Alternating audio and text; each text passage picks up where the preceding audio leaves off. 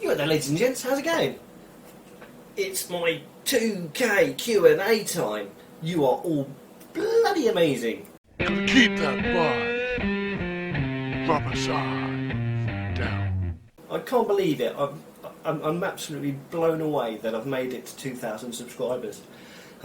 Yeah, kind of quite emotional about that because I see smaller channels really struggling to get any form of growth. So to have this happen, I'm well chuffed. I really am.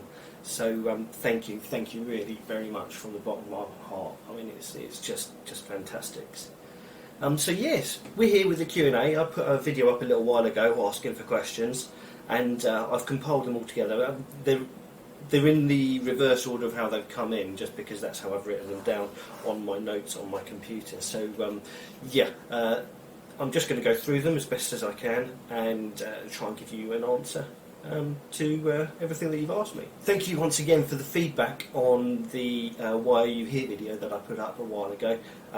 Yeah, that's crazy, that is. I can't believe how much response I've had. That's brilliant. I really appreciate that. So thank you, all those of you that took time to answer my call to hands to see what it was that you liked about the channel the most. The feedback I've got so far is really promising. It sounds like my subscribers just generally like the content that I'm putting out to you all. So that's good. That's really good. And I hope, I really hope, to continue putting out the same sort of stuff for you. Did get a little bit of an inkling that you might like to see a few more of the historic stuff and a little bit more travel-y type stuff. So I'm going to try for next year, next season, to do a little bit more of that. And yeah, I've been pretty lax on the motovlogging history stuff. So again, I really need to work at improving that sort of stuff that I put out for you. But yeah, good stuff, good feedback from that. And I was quite surprised to even hear people say they like the track day videos as well, because I thought they'd be just ones that new people would see and get drawn into, but some of you like them too. So awesome, that's brilliant. Anyway, this Q&A, I did get quite a good response, so I don't know how long this video is going to go. I do apologise if it's a long one, and I'll try and keep my answers concise and not waffle along too much. Right, so let's get on with it. Okay, so the first question, which was the last one I received, was from Eastern Menace, and his question was, when are you visiting SS Great Britain? Now, SS Great Britain is a steamship, hence the SS, and it's in Bristol, and it looks quite impressive. So I do hope to get myself over to Bristol and have a look at it. I think Bristol's got quite a lot going for it, and obviously not too far away from Bath. So you've got the Roman baths and loads of bits and bobs like that. So that is a part of the world I really would like to explore, and I will try and get down there at some point. Probably won't be this year though, because weather's just getting worse and worse, isn't it?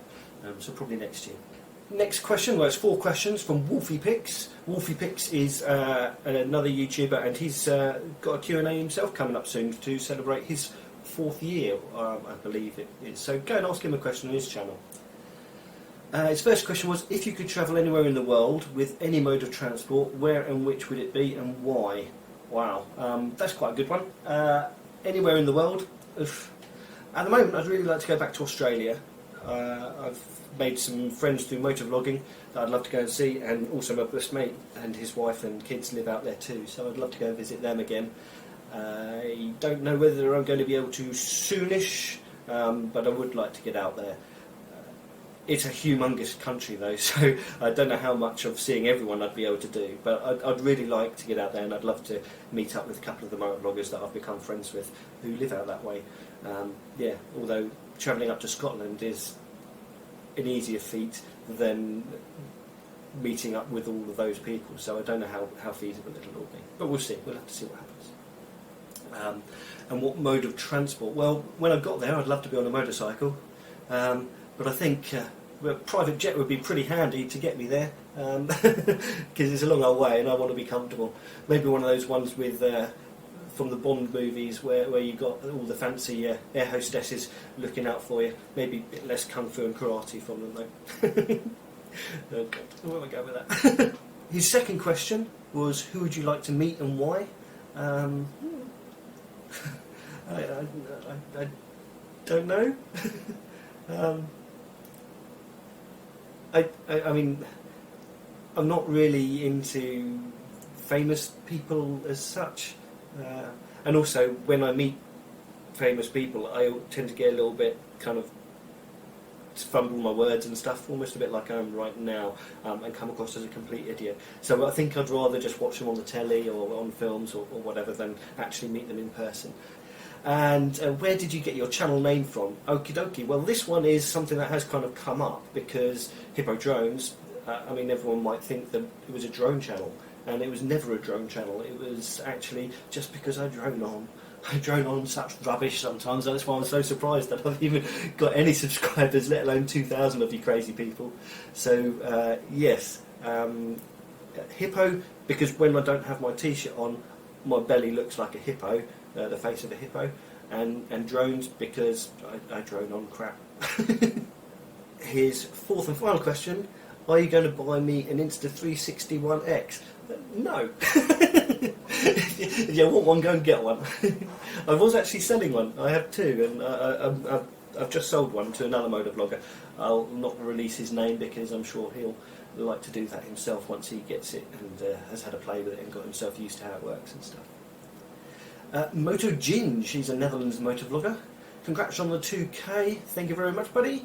And what do you have planned for the future? Well, sort of like I was saying earlier, I really want to go and do a bit more travelling, do some islands, maybe Ireland, but certainly the Channel Islands would be good to do, and maybe into Europe a little bit as well. Yeah, that's kind of what I'd like to do for travelling. I also want to visit far more English heritage sites as well as the other National Trust places, and maybe some international castles too. That would be awesome, and hopefully all on the motorbike. What are your big goals for Hippo-Drones in 2020? From the feedback I got on my Why Are You Here video, I think my big goals is just to kind of carry on as best as I am with what I'm doing currently. Now, winter time, I have to sort of wind down how many videos I put out, so I'm only going to be putting out one a week normally. I might put two out sometimes, but it's really only going to be one a week, I think, most of the time, until it starts warming up again. But we'll have to see. We'll have to see how it goes with that and how long I can maintain the two videos. It just gets harder in the winter to make content for you, and I don't want to bore you entirely with just dirt bike stuff, because that will be the majority of my riding through winter. Yeah, so goals is just kind of carry on with what I'm doing. I think meet some more motovloggers. That'd be awesome. The EOS has just happened. Although while I'm recording this it hasn't happened, but yes, that's going to be cool to do. And then there'll be the Boss, the beginning of season motovlogger meetup next year, which would be good to get to. And if any of you are watching this and don't know what it is, go check out Mr. Fish, the Chronicles of Mr. Fish on YouTube. He runs or organises a seasonal meetup at the start and the finish of the motorcycle season. Not that there is a motorcycle season for us rusty tufties. So big goals for 2020. What tips do you have for motovloggers with small channels like mine? Well, MotoGinji, your channel's actually really good. It's really entertaining. So, and considering that English is your second language and you motovlog mostly entirely in English, that's brilliant. So, goals: interact, be consistent with your uploads, try and do them same time, sort of same place each time. And yeah, interact with everyone that comments on your videos, and maybe check out their channels. Not a sub for sub type thing, but if people see that you're interested in them, then they'll possibly be interested in you too. It's all a networking game to start with, getting to know other motovloggers and they get to know you and stuff like that.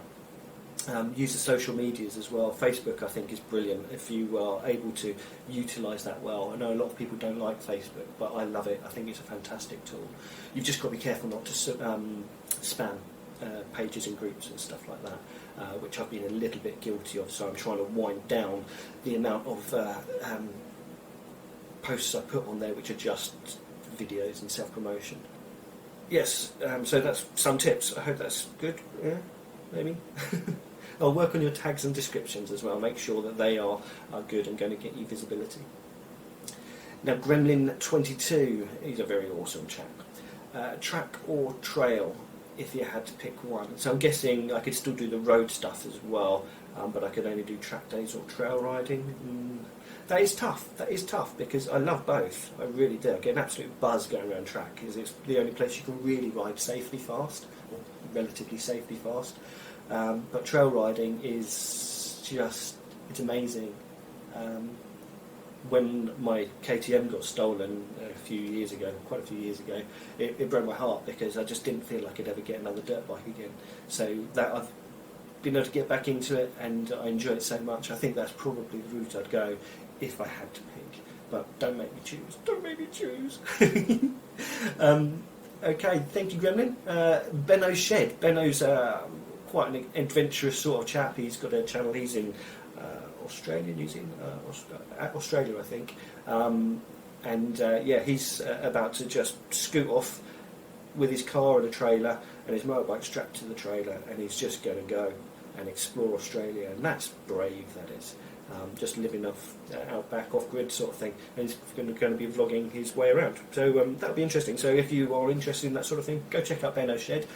He's a good guy. Only does short videos at the moment, mostly, so he's well worth having a look at. But anyway, g'day Hippo.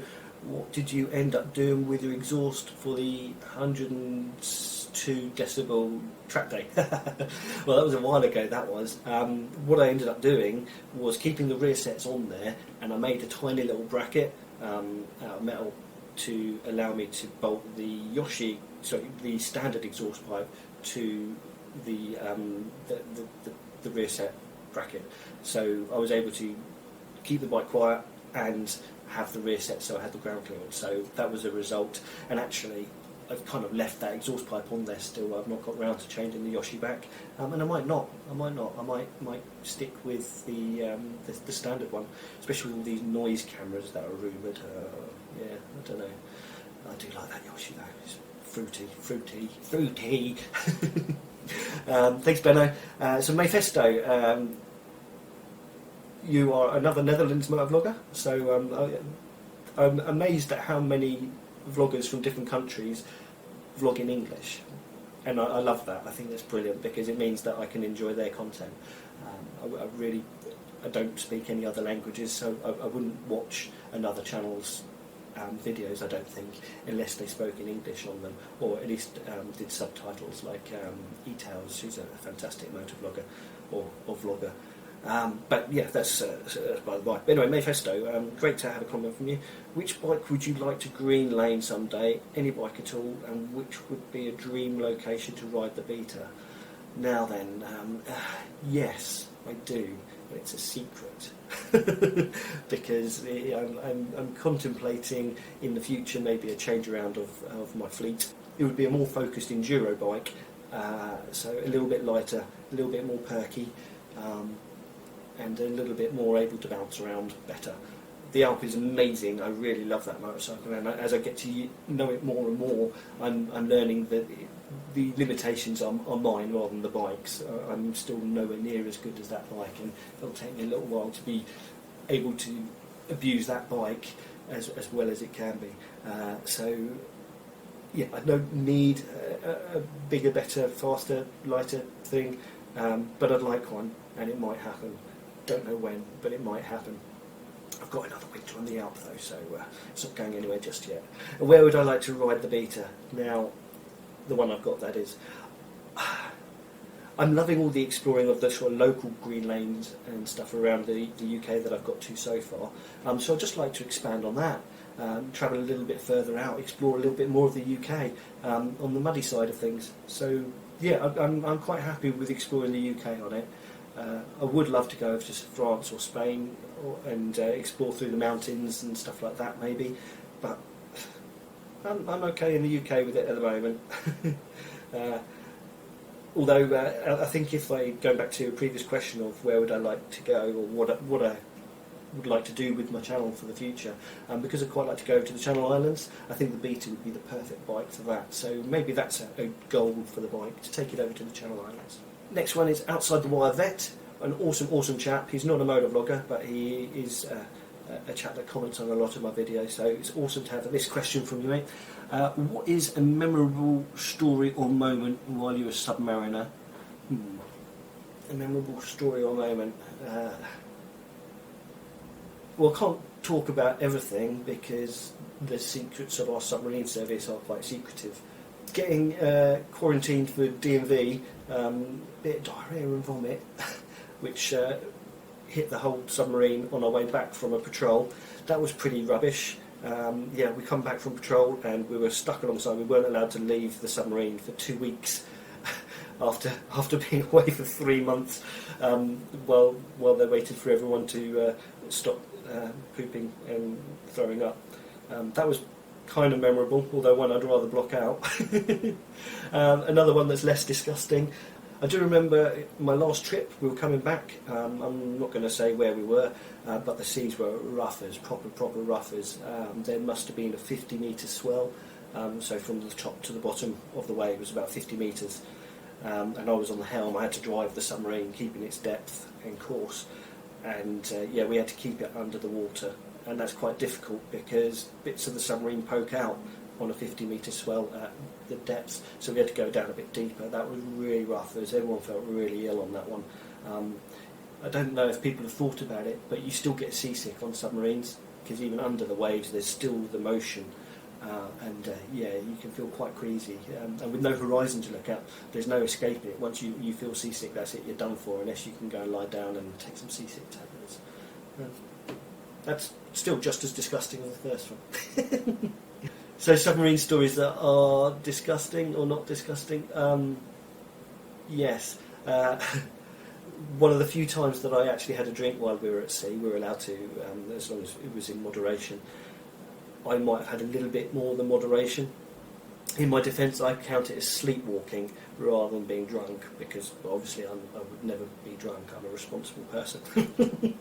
But anyway, I kind of slept-walked into the control room in my underwear, and yeah, I might have tried to piss on the captain's chair, or on the stem of it. Fortunately, I was stopped and dragged out, and yeah, I got put on a beer ban after that.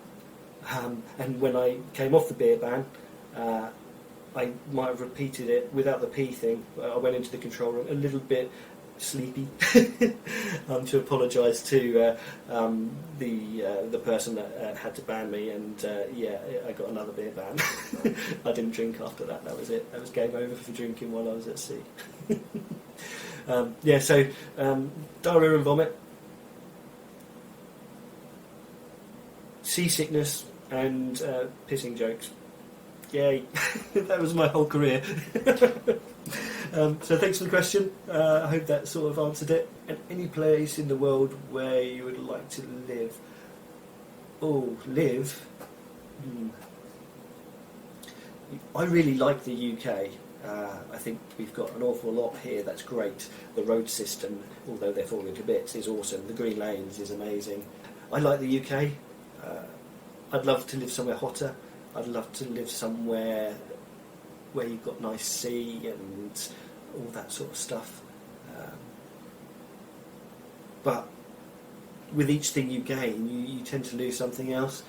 I mean, I'm never going to make my channel something that discusses Brexit, but I wonder what will happen to this place. Please don't make any Brexit comments. I don't want to know. I don't want to know.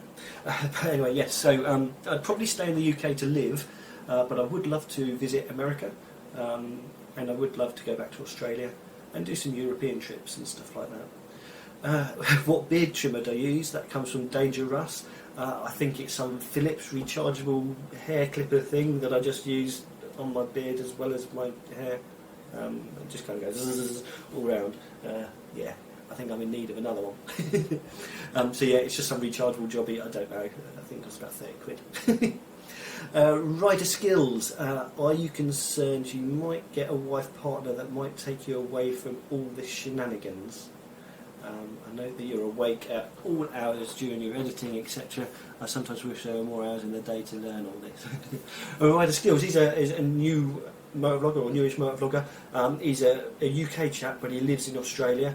Yeah, he's worth checking out. He does sort of safety tips and stuff on his videos, so even the old and bolts like myself can always learn something new. And so do check him out. What did he say? Are you concerned? I'm like, look at me, I ain't going to get a wife. No one's going to marry this. I'm not that concerned. I don't go out looking for a wife or partner because, I'd rather be riding on motorbikes whenever I want and leaving a mess and not being told to tidy up. I'm probably not a great catch. I don't think it's a risk. I do stay up all hours. I'm terrible for it. I work days, I work nights with my real job, and that screws with my body clock a bit. So I'm kind of all over the place. I am terrible for sending myself to bed. It's tough. Thanks for the question, mate. Bick Mitchum, he's an awesome chap, he is. He does a podcast and he's got his YouTube channel, although he's having a little bit of a lull at the moment. I think he's got some technical issues. Do check out Bick Mitchum, he's a cracking guy, really good fun. Would you rather have a human head on a dog's body or a dog's head on a human body? And I've got to give my answer in Welsh. Right. Ha.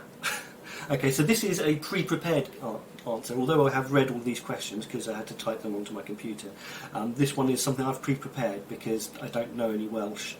Now, I like dogs, I think they're awesome, and I like humans a bit, some of them. Yes.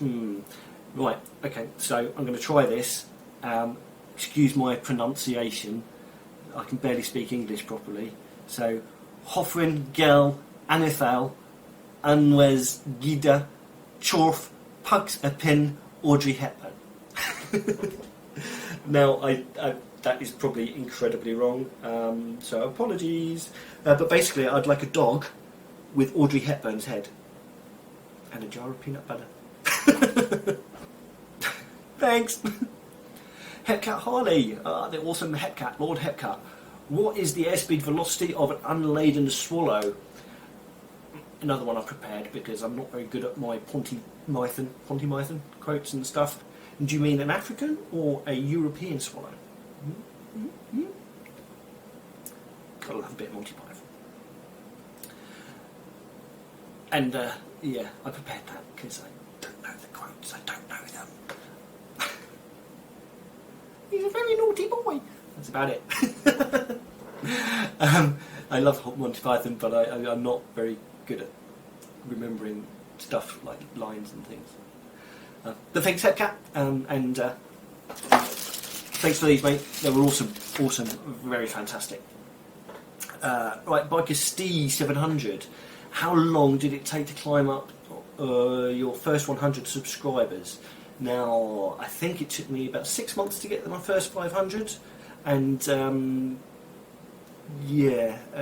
I had a little bit of a boost the other month when Mr. Fish did a shout out for me. Thank you, Mr. Fish, you're a superstar. And actually that month I got 100 subscribers that month, which was flipping amazing. The first hurdle is getting those first 500, and for me it took me about 6 months. And it does feel very grindy, and getting your head around it, because you're still learning how to edit, I think, at that point as well. I'm still learning now how to edit. I mean, God, some of my videos, I look back at them and I think, oh, I can't believe people watched that and liked it. But yes, 6 months-ish for my channel. But I had some lucky breaks. I was in the right place at the right time with certain things, and then some other things fell into place as well, like the EpicAdam and making the challenge accepted Facebook page. That was really cool. Got to know some new YouTubers and stuff there through that, and it all helps. Just do some networking, you'll get your first 100 in no time if you just put that effort in. Thank you, Biker Steve. Banditmanuk, fantastic channel. He does big European trips and things like that, so do check him out too. What do you think of Patreon and the join function some of the big channels are using, and would I use it myself? If you are full-time with YouTube, then you need it to make an income. So if that's what you're doing, then you need to have Patreon, I think, because you've got to maximise all your revenue sources just to bring in enough money to put some bread on the table and maybe get a new memory card every now and again, because this isn't a money-making platform. It brings in an income, but it's not a money-making platform, I don't think. Certainly not to a channel my size. I'd probably never go with the Patreon thing. If anyone finds this video in 20 years' time and I've got a Patreon account, sorry. But I can't see me using it. I do YouTube and the vlogging and stuff like that as a hobby. It's not a revenue source. Now, I monetise my channel because why not? It would be stupid not to, because that doesn't cost the audience anything except for a button click when they go click video or whatever, and it does help buy like memory cards and things like that because they do break down and things. So I'll not go Patreon route. Happy to monetise my YouTube channel, and I also do affiliate links on each of my videos. There'll be a list of the kit I use, and there'll be some affiliate links to them. So if anyone buys any of those items, I get a tiny mincy little kickback off that. But I'd not probably go the Patreon route myself, I don't think. It does surprise me when smaller channels go straight in with Patreon, but I also kind of see that if they do it there and then, that gets over the shock horror that people have, and because people are very polar on this. They either are fine with it and are happy to pay and stuff like that, or they're like angry and ranty about it. I kind of sit in the middle, really, but it does surprise me when a channel with 3 subscribers has put a Patreon link and they're already asking for Patreon support and stuff, because that to me suggests that they're only doing it for the money, and that's the wrong time to be doing it. You need to grow your channel, I think, before. But the larger channels, absolutely fine with. It's an income for them. They do this, and when you are full time with it, it costs money to do, and you need to put bread on the table. So the larger channels, absolutely fine with it. Cheers for the question, mate. OldManTony, he's a good geezer. He is. He's a good geezer. Everyone's a good geezer, except for the girls. They're good girls. Geezerettes. But OldManTony, if you don't know of OldManTony, then you haven't lived. He is one of the best motovloggers out there. So go find him. He'll comment on all your videos and take time to actually really pay interest in your channel. So go find OldManTony. Tell us a bit about your skydiving exploits. I know it ended with a bit of disaster, but how did you start? Static line, tandem or something else, and how long did it take to graduate to solo freefall? Well, when I went to Australia, 2015, 2016 I think it was, I think that was when it was, I wanted to do a tandem skydive for New Year as my New Year's resolution, because I went over there for Christmas and New Year. So that was my first sort of thing into it. It was purely, I just wanted to do a tandem jump just to see what it was all about, and I blooming loved it. It was amazing. The rush was just, it's bigger rush than motorcycles. I've never experienced that adrenaline. Amazing.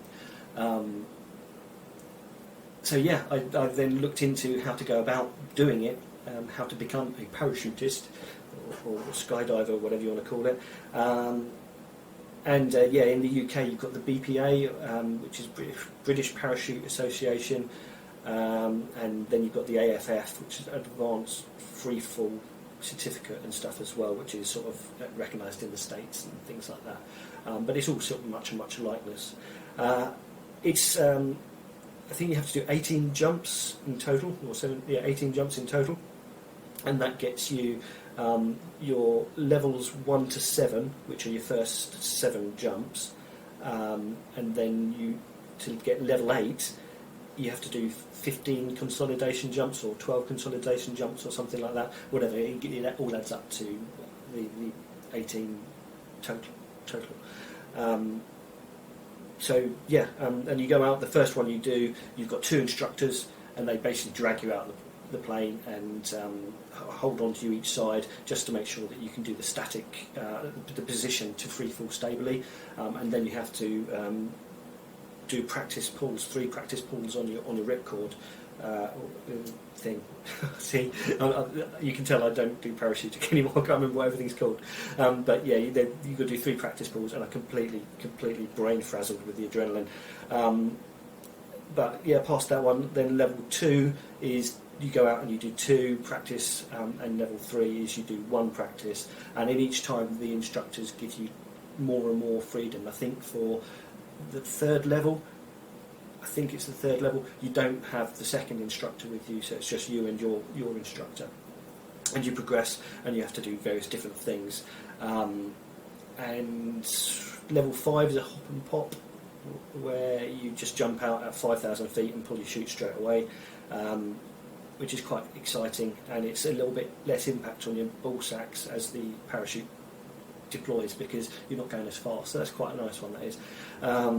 But yeah, you kind of progress up, and eventually you do level 7, which is the last one you do with the instructor, where you've got to do a somersault, you've got to do a rotation 360 degrees left, a rotation 360 degrees right, and then you have to do some, what do you call it?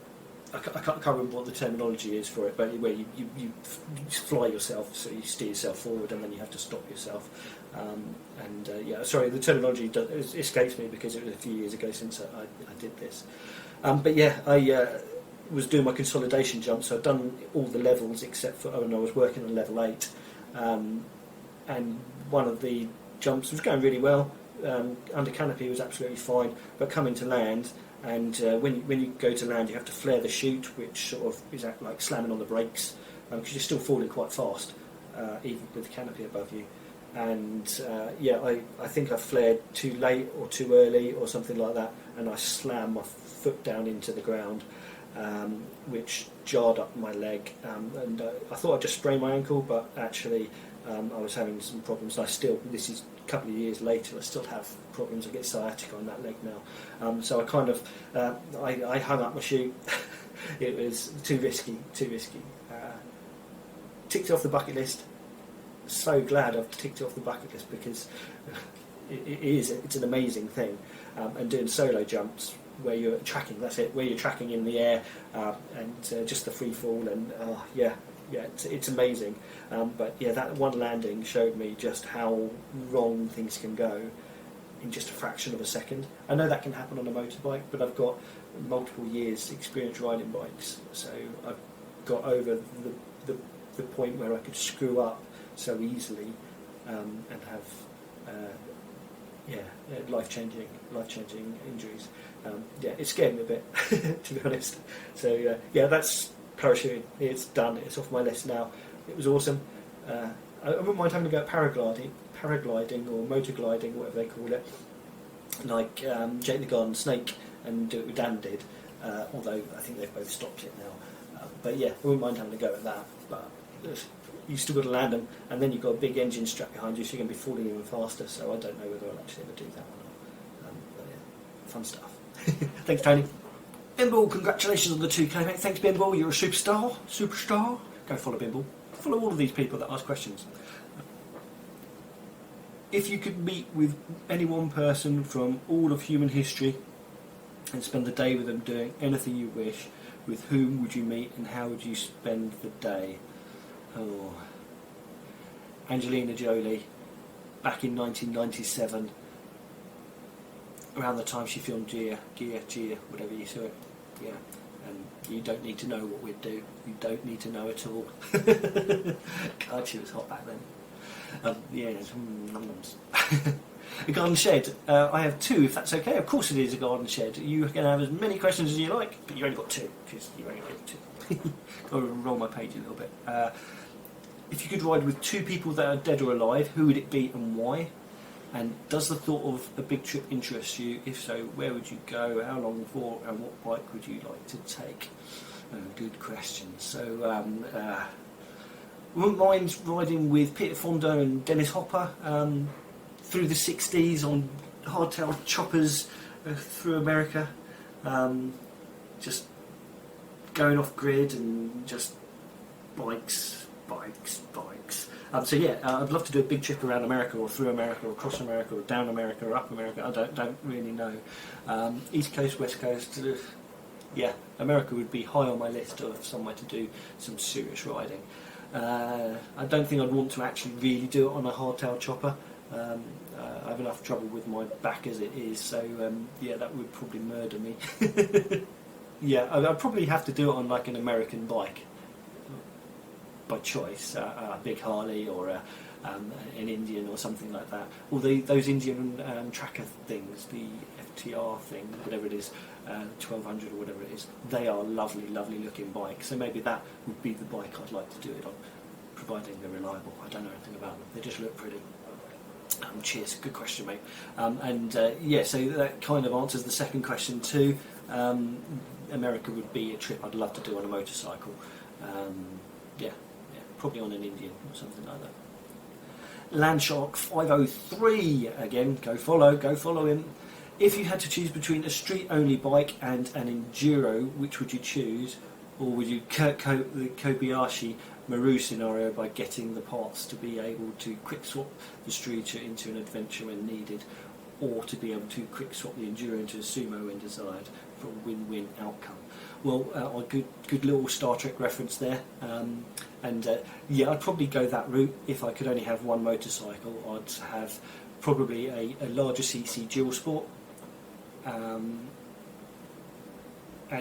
Yeah, maybe have some sort of 17-inch Supermoto wheels and brake setups and stuff for it that I could hot swap if I wanted to do, say, track days or something like that with it. And then have like the enduro size wheels, 21-inch front and that for green laning. Yeah, I don't like being pinned down to one motorcycle though. I don't have a girlfriend, so I have motorcycles. Adrian Thompson, he writes, what do you like best, off-road bikes or road bikes? Well,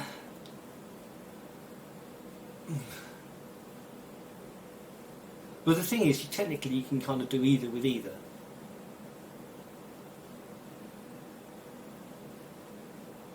A road bike, yeah, road bikes. Oh, don't know, because I could... See, I like riding quickly, and you can't ride that quickly on knobbly tyres on tarmac because it just doesn't grip, it's not safe. So, yeah, road bike. I kind of go with the above answer with Landshark. I'd get myself either a dual sport or a supermoto and have another set of wheels that I could swap it over, but I don't think that's kind of what you're getting at there. It's what do I like best. At the moment I like the off-roading best, but long term probably the road riding is my favourite. Big Kev, another Aussie. I'd like to congratulate you when not if you get to 2k. Thank you, mate. I guess I'm already there because this video. But cheers, buddy. My question is, what is your most favourite castle you have visited, and what would be the castle in the world you would like to visit? And it's not a weird question. My favourite castle, there's two. There's two on my top list of castles that I've visited so far, at least on the motovlogging history videos that I've done. The first one, I can't even count when I'm using my fingers, and the first one would be Dover Castle. It's an incredible castle, there's so much there and it's in such a good state of repair, so it's really good fun to wander around and explore. And there's so much there as well, just on site they've got just tons to go and see with the Cold War stuff, the Napoleonic stuff, 100-Year Wars, all that sort of thing. Dover Castle is amazing, and also if you visit Dover Castle, if you were to take 2 days on it, there's loads of stuff outside of the castle to go see too. So Dover Castle wins on the amount to go and see and do there, but Carnarvon Castle, if that's Carnarvon Castle over in Wales, is just stunning. It's absolutely stunning. So if you ever go to Wales, go see Carnarvon Castle. It's one of the prettiest ones I've ever visited. Now, what would I like to go and see? I'd love to go to some of the sort of Eastern European castles, sort of Transylvania-esque type ones. I think there's one in Romania, and there's also another castle in Germany. What's the one in Germany called? Eltz Castle, something like that. Can't remember. It looks really, really lovely. So I'd like to go to that one.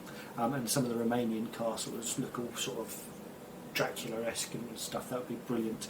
But I'd also like to get up to Scotland and do some more of the Welsh castles too.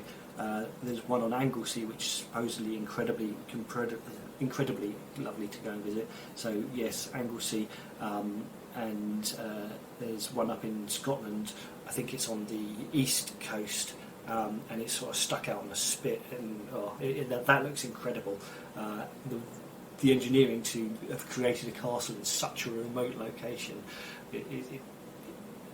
it's gobsmacking. So that would be on my bucket list of castles to go visit too. Cheers for the question, Kev. Now we've got EpicAdam Motovlogs and Dave XS both asked me the same sort of question. If you have to only keep one camera and one bike, what would you keep and why? So one camera, it would be my GoPro Hero 5 Session. It's the most usable camera I've got, the least amount of problems, and I can run it all down on a battery bank, and the audio's okay, and it's got a little bit of stabilisation. So that camera is generally my go-to camera for all situations, and so much so I've got two of them. So the GoPro Hero 5 Session would be my camera I would keep if I was only allowed one. And one bike you would keep, and why? I'm guessing out of the bikes I've got, so it would have to be my Moto Guzzi. It's so unique. I keep thinking about selling it, but then I look at it, or I look at a picture of it, and I just like, I love that bike. So my Moto Guzzi, because it's mine. There's no other bike like it. I wouldn't mind doing an engine swap on it for maybe a later version Moto Guzzi to give it a little bit more horsepower, or even the V85 engine in the adventure bike that Guzzi brought out as well. That would be quite cool, but I don't know if that would fit in it. But yeah, it would be nice to give it a little bit more go. But yeah, it's fine as it is. Thanks for the question, guys. And Theodors Travels, he's a small YouTuber, but he's blooming fantastic. And again, another foreign YouTuber that uses English for his motovlogs. Incredible channel. So you do check out Theodors Travels. And which trouser leg do you keep it? And can you feel the weight distribution effects while riding? Well, I'm a lefty, so my penis generally sits on the right-hand side. Down these right-handed oppressive trousers with their zips on the wrong side for us lefties. And obviously there's a lot of weight distribution. That's why my Guzzi rocks from side to side. It's not the engine, it's my schlong. Thanks.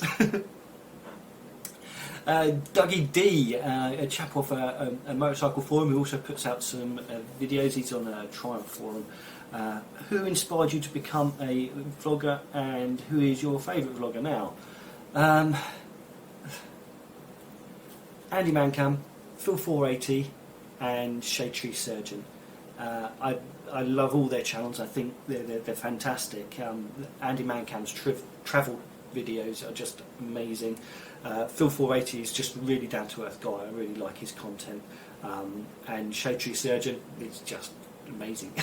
I know he's not everyone's cup of tea, but he is probably, if I see a video from him in my list of videos to watch, that's the one I would save for last, because I know I was going to enjoy it. He's always entertaining on his videos, and doing a really cool chopper build, although I think he's finished that now. So thanks, Dougie. That's who inspires me, and who is my favourite motovlogger.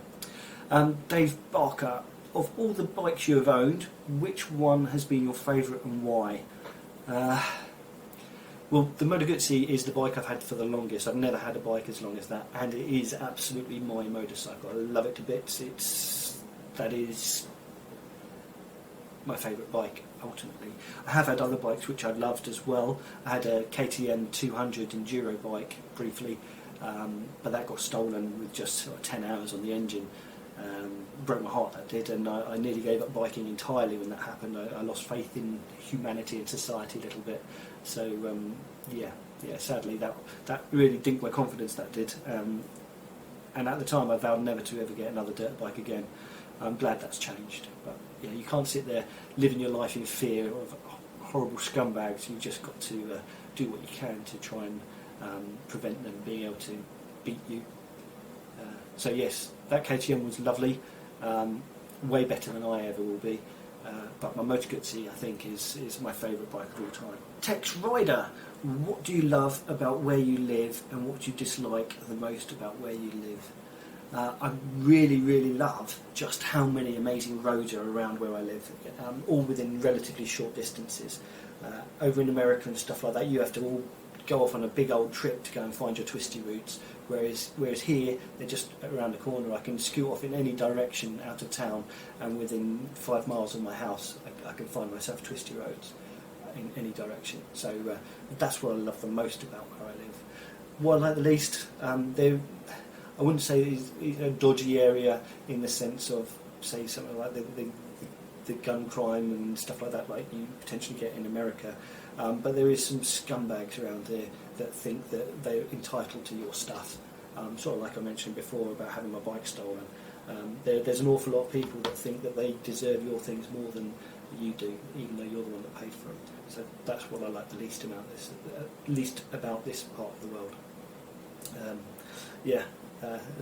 The UK has a lot of motorcycle theft.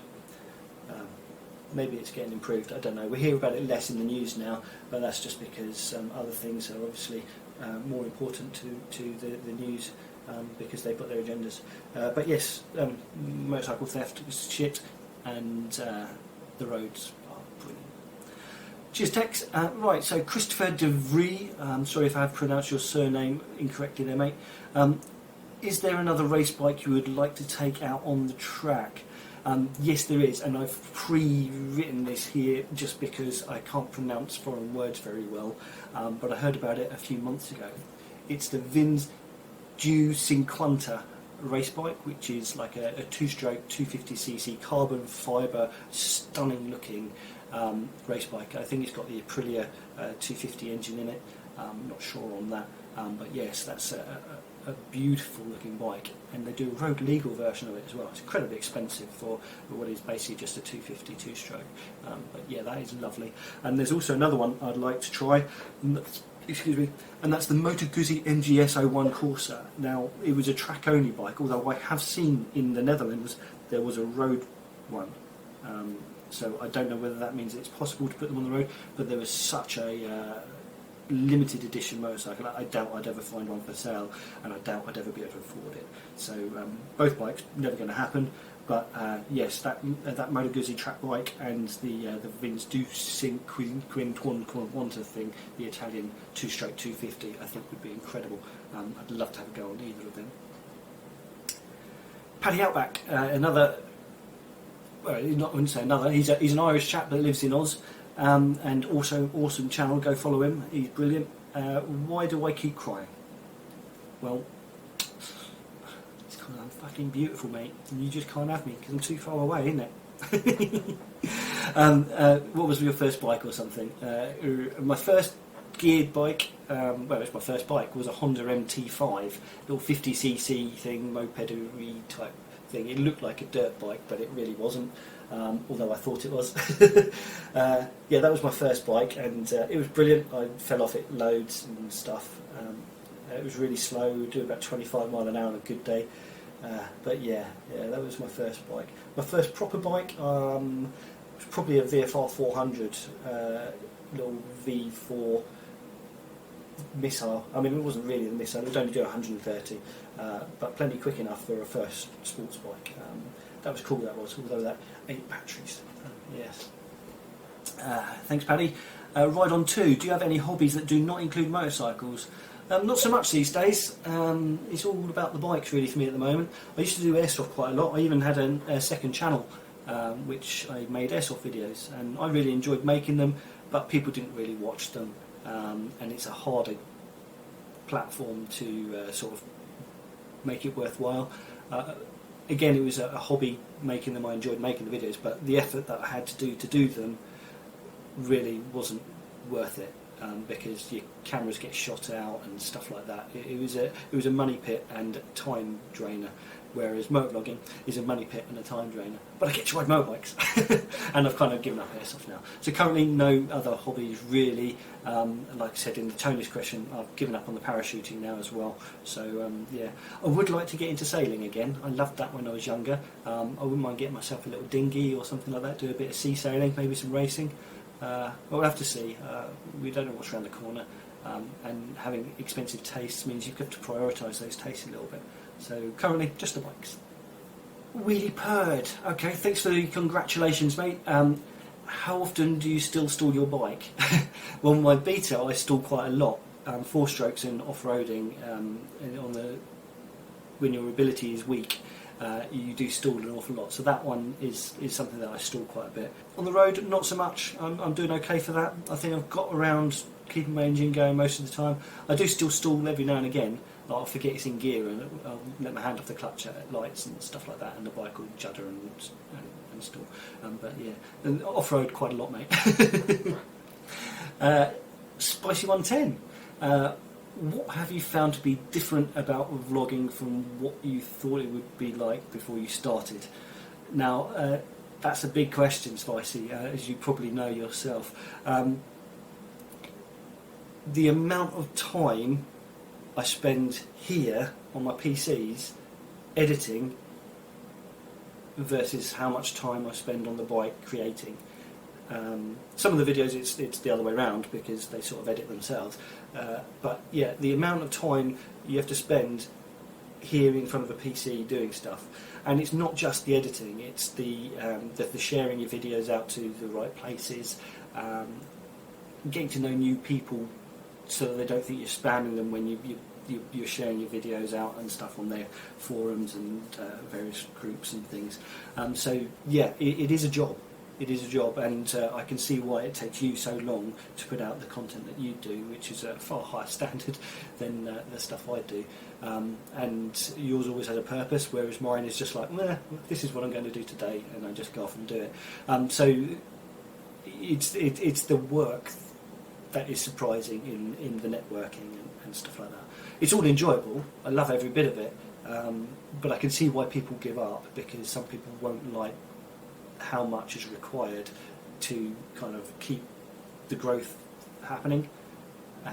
Yeah, it's surprising that. I think once you get to a certain level, I'm sure the channel sort of self-promotes itself a little bit.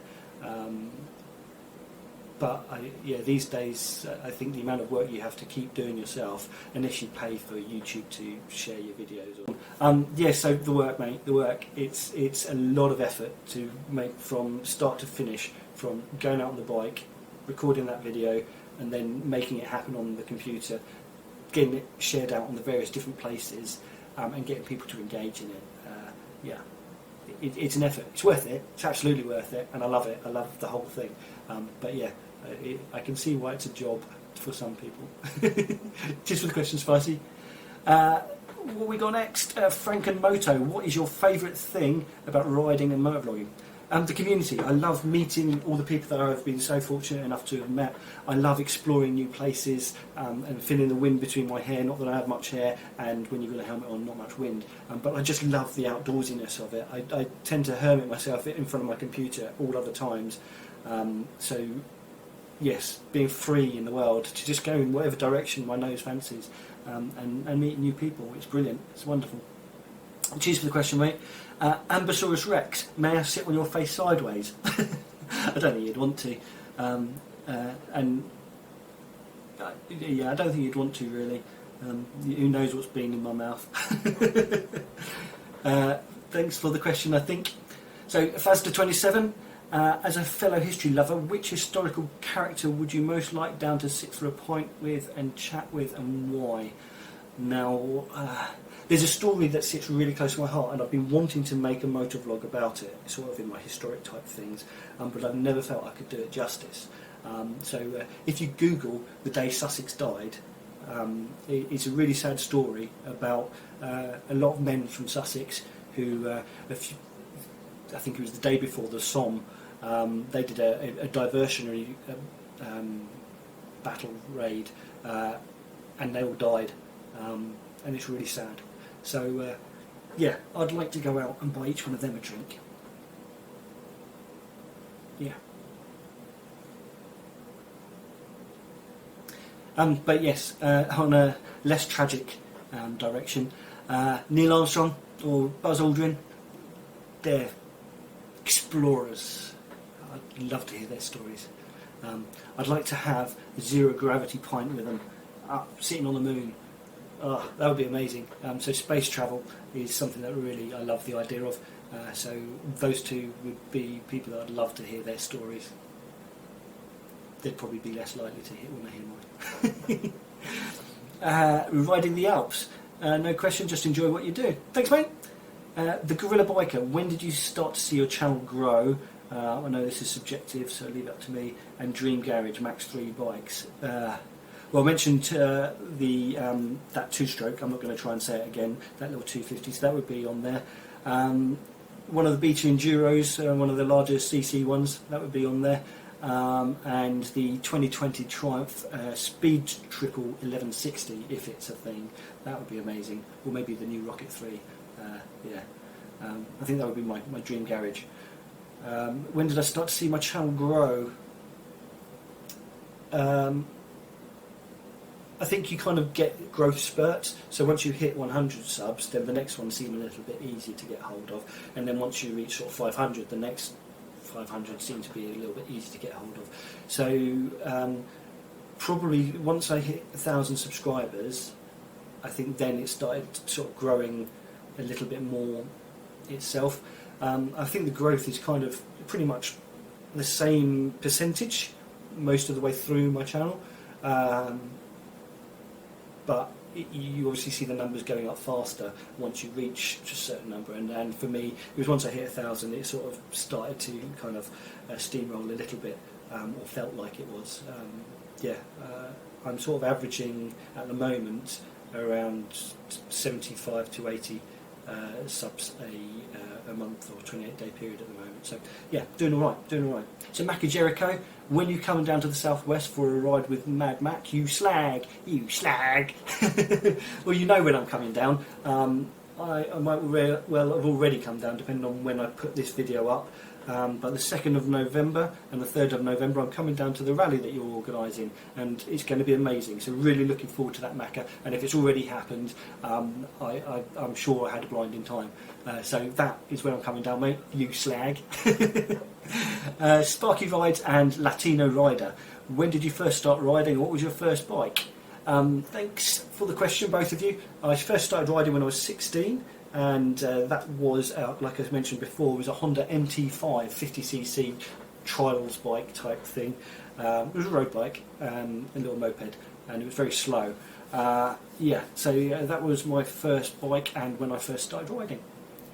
Cheers for the question, guys. Then MotoG Spot. Where's the drone footage? Well, sadly, I've sold the drone. The drone is no more. I think in the UK we are about to be hit with much stronger restrictions regarding drone usage. So I sold mine before they become worthless, or before I feel they'll become worthless. Someone got a bargain on it. I didn't sell it for a huge amount of money, and considering how much it cost me for how much use it had, I don't recommend people spending out on an expensive drone unless they know that they're going to be able to use it where they want to be able to use it. So do some research if you're into drones. But yeah, this drone was never a drone channel. My drones in the title is, as I said in one of the first questions, is just because I drone on rubbish and you stupid people listen to it. Okay, so that was MotoG Spot. There we got Chris Wallace 959. Hopefully see you on Saturday, mate. If not Sunday, which will have already happened because time travel. So yeah, it would be good to have met you for the first time. Is it bacon bap, roll, cob, or something else? Well, it's a butty, mate. It's a fucking bacon butty, and it's got brown sauce on it. You've been schooled. Cheers for the question. 78 Dragon. What was your first motorcycle? What made you start vlogging? First motorcycle, like I said, it was a Honda MT5, a little 50cc ped. And what made me start vlogging? It was watching other YouTubers, other motovloggers. Like I mentioned, Phil 480, Andy Mancam. I saw them and I thought, I could do that. Not necessarily as elegantly or as well as either of those two. And then I started watching more motovlogs, got introduced to the Shade Tree Surgeon channel and some of the others, and yeah, it sort of roller coasted from there. But it was probably Phil 480 and Andy Mancam who inspired me to actually stick a camera on my crash helmet. Although saying that, back in the day, I used to actually make videos, rubbish ones, and put them on YouTube years and years ago.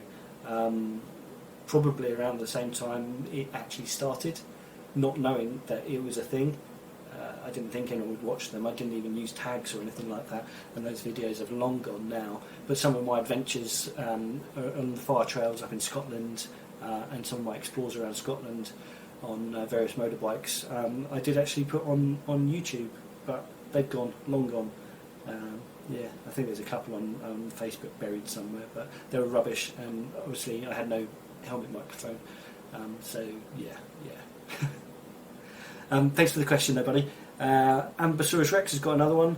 Do I have a crush on someone? If yes, what would you like to say to them? Currently, no I don't, not really. I haven't got time for it, and I'm not very good at relationships when I have them. I have commitment issues, I guess. I don't know. To be honest, it's been so long since I had a proper relationship that I class as a relationship. I might well be better at it now, but I haven't got time for it. And I think the world is a better place without Pete offspring. Don't know if my gene pool is something that I should inflict on the world. So no, I don't have a crush on anyone at the moment. Half Dead Rider. What inspired you to start motovlogging, and what keeps you doing it? Well, I've already mentioned why I started doing it after watching Phil 480 and Andy Mancam, etc. And what makes me keep doing it is you guys. Every single one of you that watches my videos and gives it a little thumbs up and a comment and all that sort of stuff, it drives me forward. And I love the community. I've loved meeting all the motovloggers and viewers of motovlogs that I have done at the various meets and stuff that we've gone to. Yeah, it's a beautiful community, and bikes. There's nothing not to like about it, is there really? So yes, you guys, thank you. And last question, I think, a rider in red. Congrats on the 2k, thank you mate. How did I get to 1k, and what was it like getting from 1 to 2k?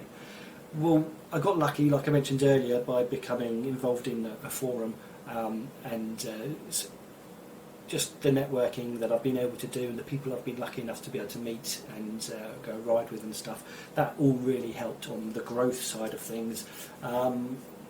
But I think the first 1,000, it was about the networking and the talking to people and getting to know them and stuff like that. But then the 1,000 to 2,000, that kind of happened quite easy, I think. I mainly carried on doing what I was doing, so I wasn't having to learn new things. But because my reach had already got a little bit further with the Facebook groups and pages I was a member of, I'd got better at where I could share things that it was going to have a better effect. So possibly a little bit of experience in how to network better and more effectively with my content helped the 1 to 2k go faster. I'm not sure, but I'm sure YouTube also promotes bigger channels better.